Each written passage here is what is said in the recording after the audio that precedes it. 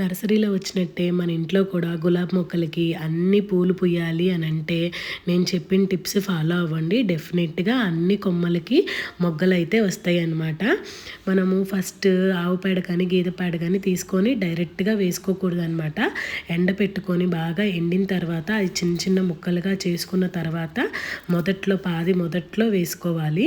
వేసుకున్న తర్వాత బియ్యం ఎక్స్ట్రాక్ట్ చేసిన నీళ్ళు ఉంటాయి కదా, ఆ నీళ్ళల్లో ఒక రోజంతా ఒక అరటి తొక్కలు కానీ 2-3 అరటి తొక్కలు కానీ వేసేసి అవి ఒక నైట్ అంతా ఉంచేసి తెల్లారి పొద్దున ఆ నీళ్లు మటుకు పొయ్యాలన్నమాట.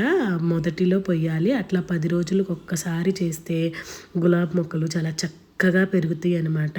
వీటికి ఎగ్షెల్స్ ఉంటాయి కదా, అవి మంచి కాల్షియము మొక్కలకి. అందుకని ఎగ్షెల్స్ కూడా ఎండబెట్టుకొని అవి కూడా నలుపుకొని మొదట్లో వేసుకుంటే ఇలా 10 రోజులకు ఒక్కసారి చేస్తే చాలు, చాలా చక్కగా ఎదుగుతుందండి మొక్క.